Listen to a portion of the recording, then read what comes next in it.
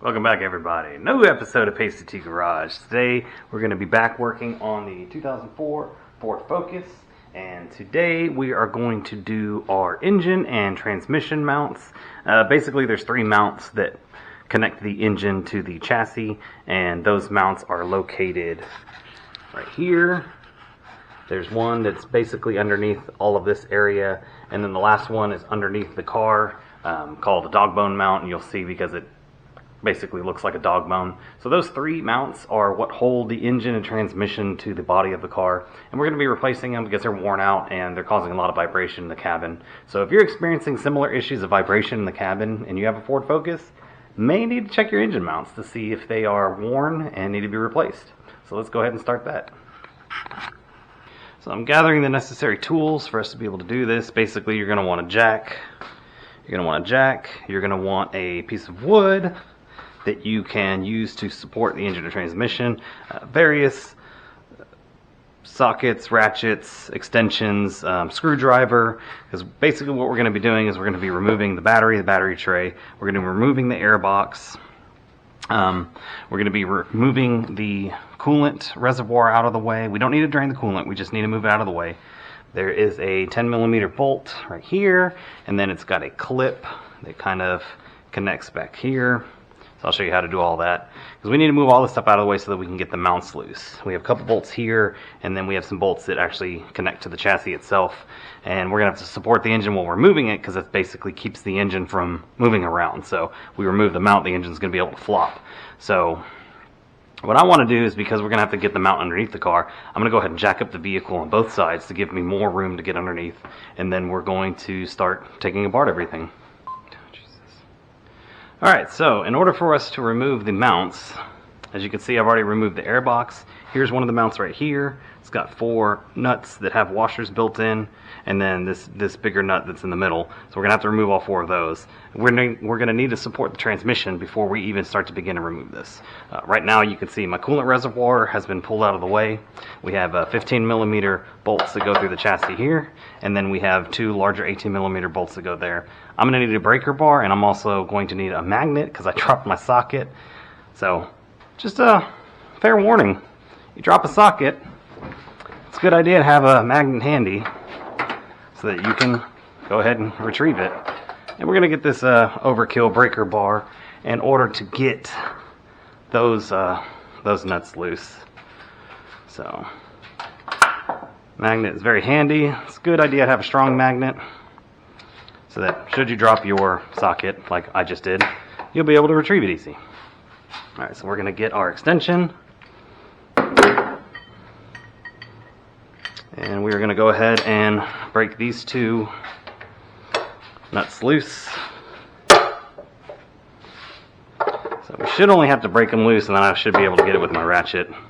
But they are pretty tight, as you can hear by the breaking free noise. Alright, so we're going to go ahead and switch back to my ratchet. Get those all the way loose.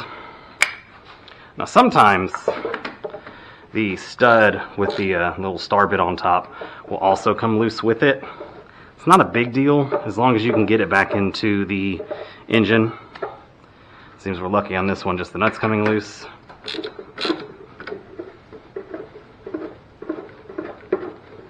And yeah, we're lucky on this one too. Like I said, sometimes those nuts will freeze on top of the little star bit looking bolts that are coming through the engine. And if everything just comes out, then all you have to do is reinstall everything, make sure it's tight. As you can see, it's very tight, so we're going to go ahead and torque them down to an appropriate tightness level.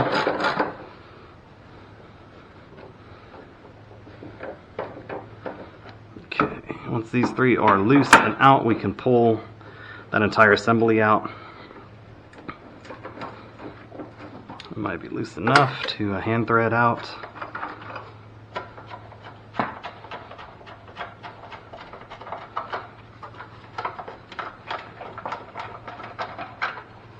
Okay, all those are out. So, because the engine is supported underneath, this will just pull straight out, and we won't have any, some trash there.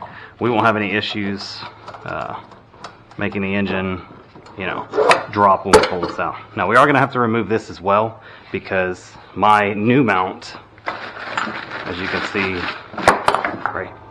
right here, did not come with the bracket. So it's a good idea to just verify that everything looks the same. It does. And yeah, we should be ready to swap them over. So I might have to use an impact on this. Not sure. Depends how cooperative it is. Might be cooperative, may not be, I don't know. We'll find out.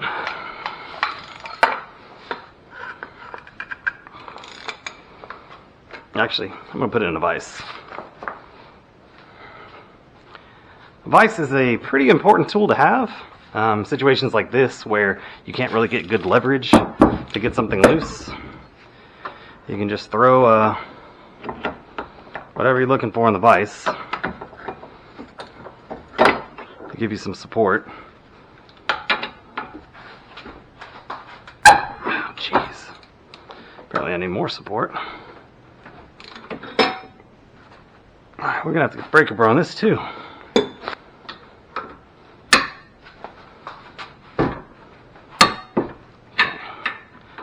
Break it a little bit more loose. Alright.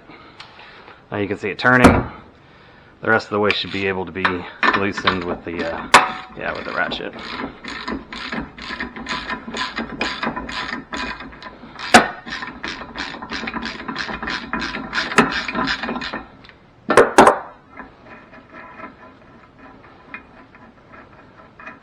Okay, now that this is removed, we can do a side-by-side comparison. You can kind of see where this one is a little squished.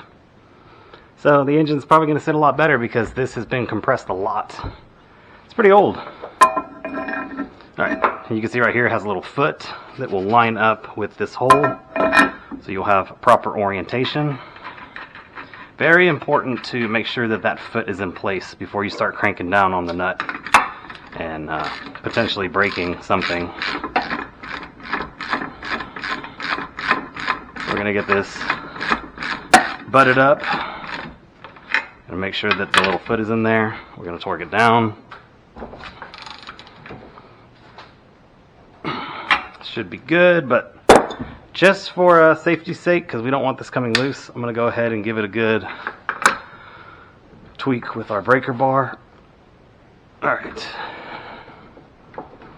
That should be good. But as you can see, it's not too bad to replace, so if I have to do this every year, it's not that big of a deal. Alright, so now that that is done, we're going to go ahead and reinstall it. Slip it underneath this power steering hose. Make sure all the bolt holes line up. As you can see, the engine kind of moved a little bit, which is fine. Probably going to have to wiggle it into place. So, hand thread the bolts in, because those will be a pain if you cross thread them. Not the best idea.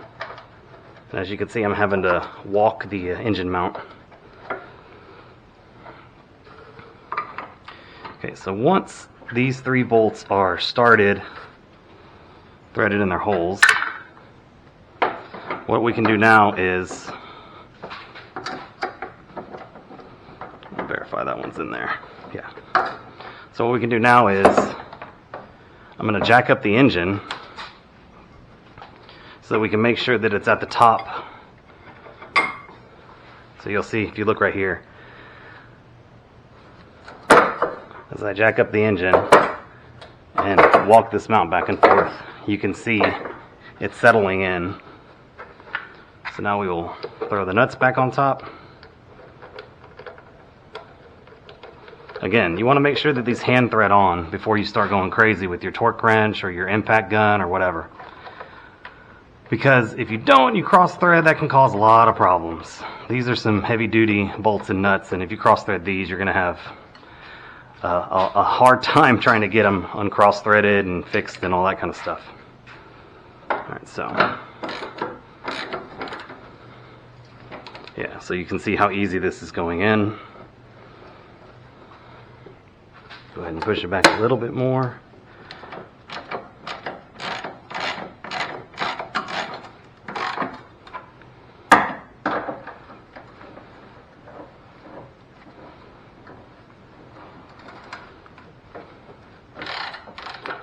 And before I really start cranking down on these bolts, I'm going to make sure that all three of them are basically butted up.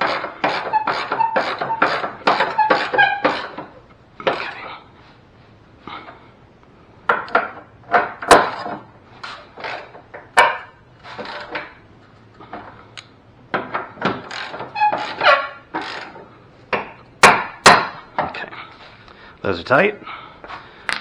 So now we're going to get our 18mm socket, run these down.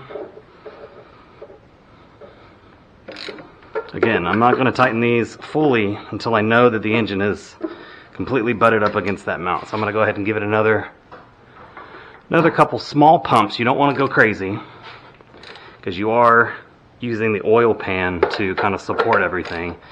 And the oil pan's not the strongest part of the engine block. Alright, that's tight.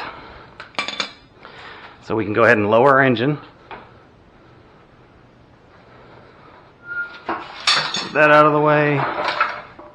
Okay, one mount is installed. We're going to go ahead and put our coolant reservoir back. Again, it's got this little tab that fits over that clip. And then we got the 10mm.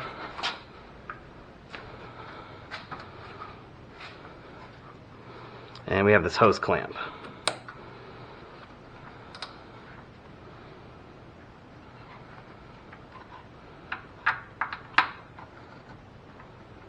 Okay. Oh, there it is. Where did I put my ratchet?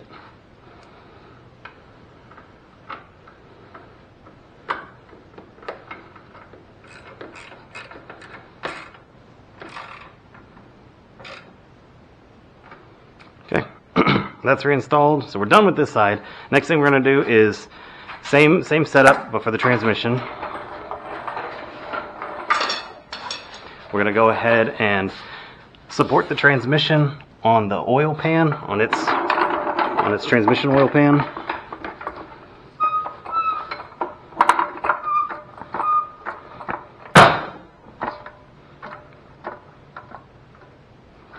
So, and all we want to do is just watch it until it starts to move up. Okay, like that. Now we should be able to remove all of those bolts. I believe they might be the same size, but I could be wrong. Alright, 15 and... okay, that one's larger. I'm going to try 21. May not be a 21. Okay, it's 15 and 21. So I'm a little... pretty sure this one's not going to break free. Oh, never mind. Okay, so that one broke free, but you may need to use more leverage to get that bigger nut loose.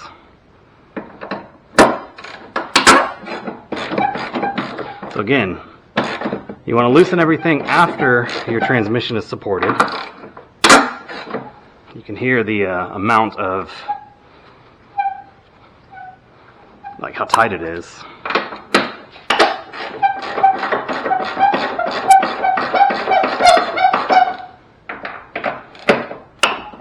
Bolts are also a little dry.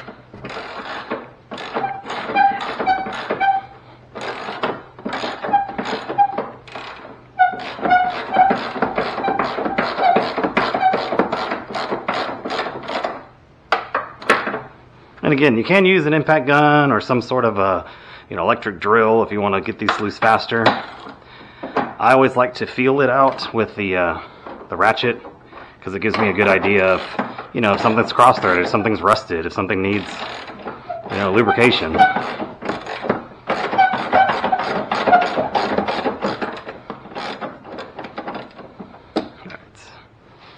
So those are all loose. We're going to go ahead and pull them off. Set them over here since we're going to be using them really, really soon.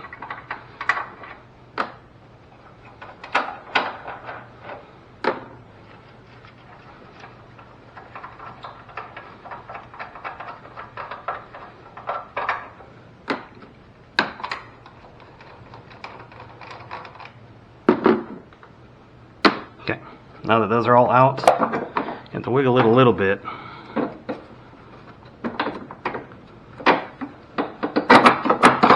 Okay, so now that one's done. So here's the mount that goes on top. You can kind of see how easy it is to flex. The new one may also be easy to flex, but I'm not sure.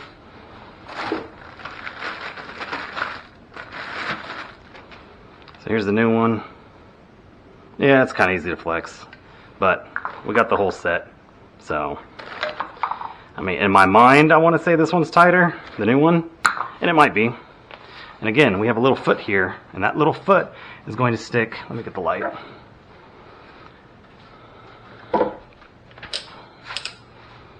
So this little foot right here is going to stick on the back side of this transmission mount. So we want to make sure that that is set correctly. So basically, you're going to flip this over like this, and this is how it's going to lay.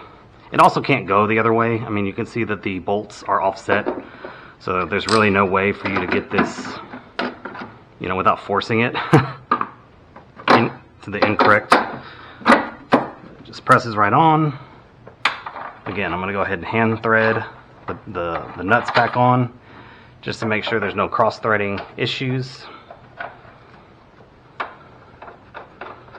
before I start really going to town with my ratchet or impact gun or whatever you decide to use to put it back on.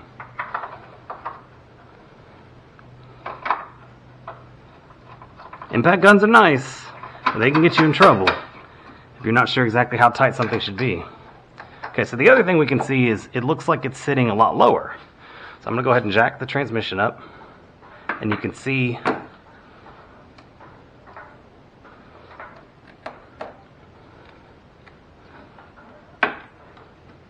okay, that might be the top. So we're going to go ahead and tighten that all the way down. Because that one will stay with the transmission and flex with it. The rest of them are on the body of the car. So I'm going to go ahead and tighten this middle part first until it is tight. And then I'm going to start these, but I'm going to wait until they're a little tight before I lower the transmission.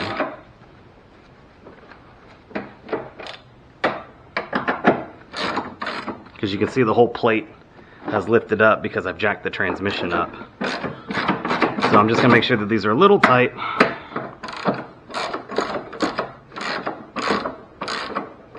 Before I lower the transmission.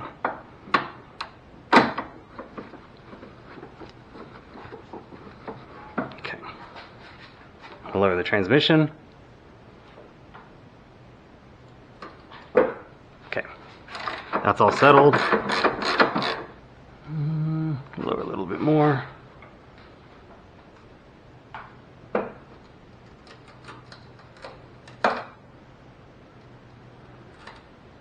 Okay, so that has settled all the way.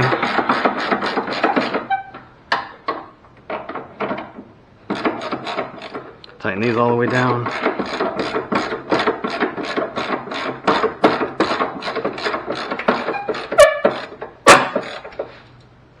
Make sure they're tight.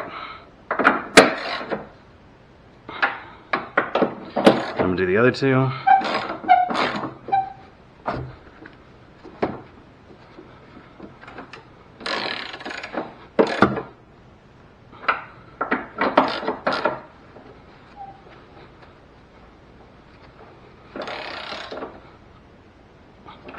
And then I'm going to recheck the middle nut just to make sure. Okay, that's all done. So now we can slide our jack out, and we're going to put our airbox back. So again, the bottom part has these feet, and what they do is they stick in these little rubber grommets. They may break, like mine has. So make sure you get them lined up. You can see where they're going to go into the holes. They press in pretty easily, even though they pull out pretty hard. I'm going to get this hose put back in our airbox for our emissions. Make sure there's nothing binding. Put our filter back.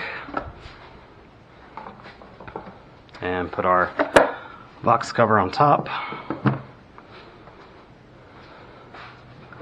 Make sure it slides over to the throttle body really well. I'm going to connect our mass airflow sensor. Do not forget that. Also, don't forget to tighten this clamp because I've done that many times.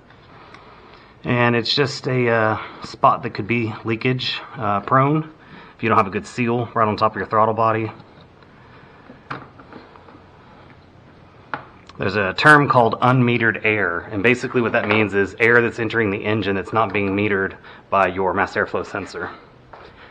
And if you leave that clamp loose, you have the potential for air to get sucked in at that area, and that would be considered unmetered air, and your engine would run rough. You get a check engine light potentially, and just all in all, not a good idea. And 8mm screws that go into this lid. You don't have to tighten them super tight, but you do want to make sure that the lid is shut, since you want all your air to be filtered through the air filter.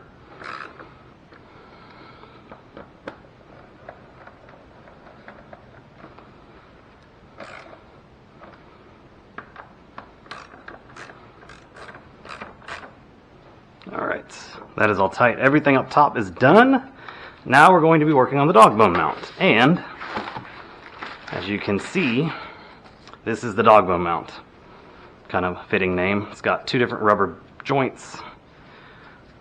As you can see, it's pretty tight. I have replaced this one before, but we're going to go ahead and pull it out. I'm going to show you how to replace it, and then we're going to go ahead and work on seeing if the old one that I have in there is needing to be replaced. Now this one's kind of going to be a pain for me to show you very well, just because it is under the car. But we'll try. I'm actually going to have my phone be the guidance for me. Alright, so let's crawl underneath here. Forgive the leak.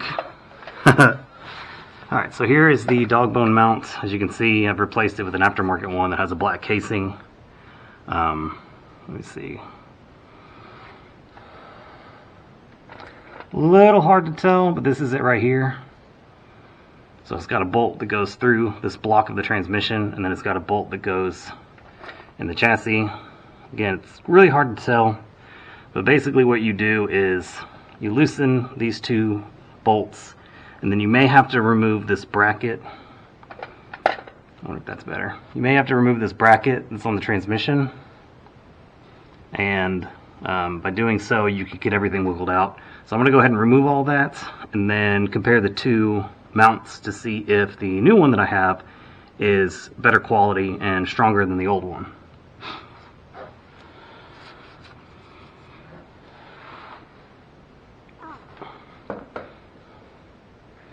Again.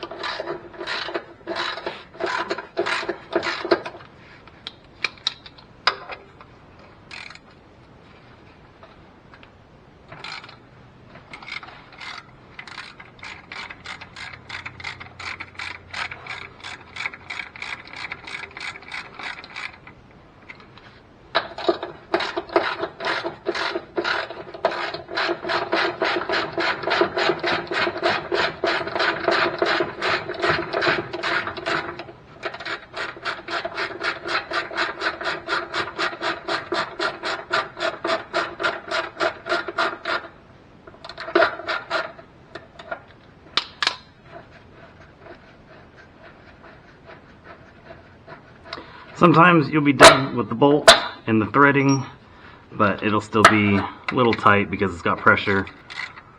So this mount basically keeps the engine from moving forward and back or tilting that way. It's just another step of vibration mitigation, if you will.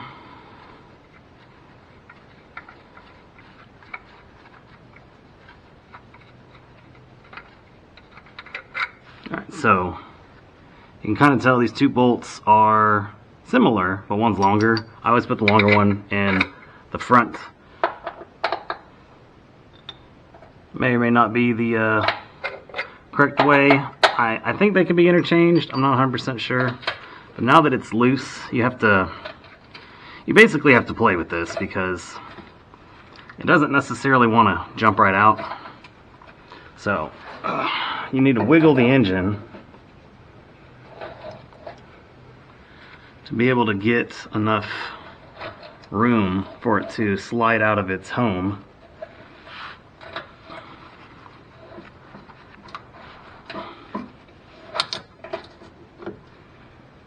Again, I might have to remove this bracket so I have more leverage. So I don't know if it's the same size, but there are two bolts. It is the same size. Alright, so it's a 15, 13. Alright, so I'm going to get a 13 wrench so I can get this out, just so I have a little bit more wiggle room.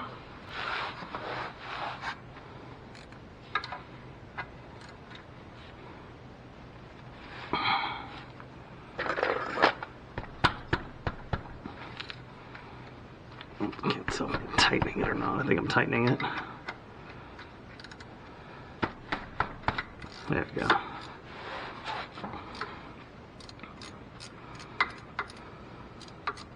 Really don't know how much of this is showing up well, but when I pull all the pieces out, I'll show y'all what I'm working with.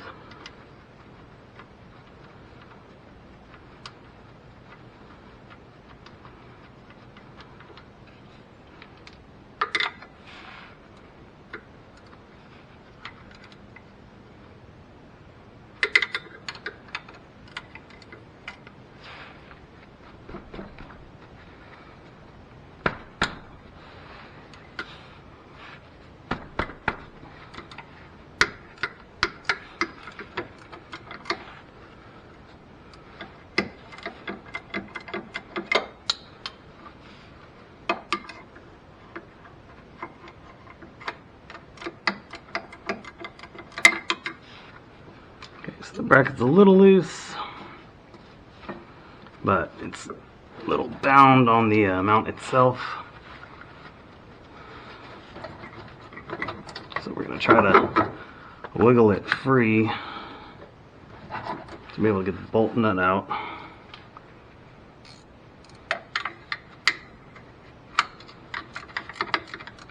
Basically, once this bracket breaks free, everything should be able to come out just fine. Okay, so now that's out of the way, basically pull this piece out. We'll compare the two. As you can tell, it'll bolt up the same. This one's got a little bit thicker of a housing, but my main concern is if one mount feels stronger than the other. So there we go. I use this just to kind of flex it a little bit.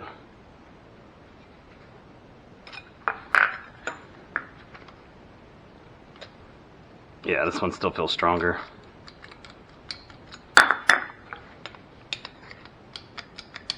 Okay, so I'm going to keep this mount still installed because this bushing is much stronger than this one. But, excuse me, this one goes bad. I have a replacement, so go ahead and leave that there. We're going to reinstall everything.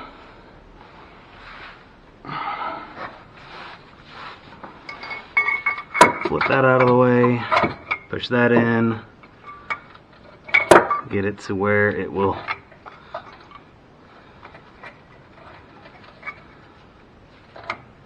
this is kind of the balancing act of getting it all back.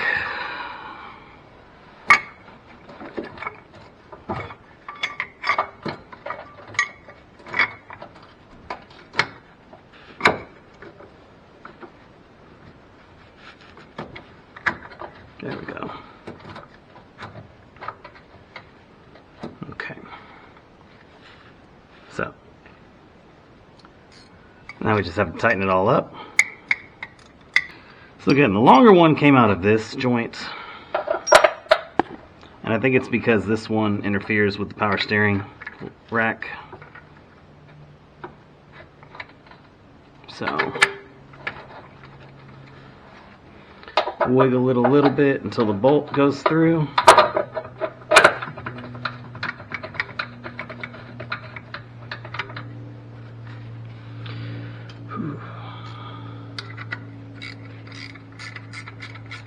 Okay, that's all tight, put back together, so we are done. Get my tools out of the way. We're going to take the car off the jack stands. We're going to get the vehicle back on the ground. Okay.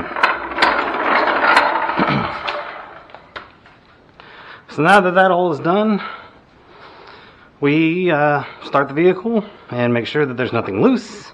But that should do it for me today. So that'll do it for me today. Another episode of Pasty-T Garage. And again, we worked on a 2004 Ford Focus. We replaced the engine mounts, which includes these three down here. You have the dog bone mount, and then you have the mount that goes on the engine side, and then the mount that goes right above the transmission.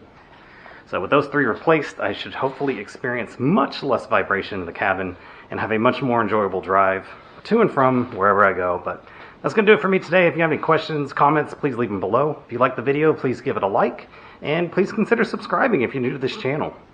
I'm going to do some more videos on this vehicle, and any other vehicle that I just work on in the garage. I'm going to go ahead and try to capture as much footage as I can because, you know, knowledge is power, and let's go ahead and learn together. So that's going to do it for me today. Thanks everybody for joining me. We'll see you in the next one.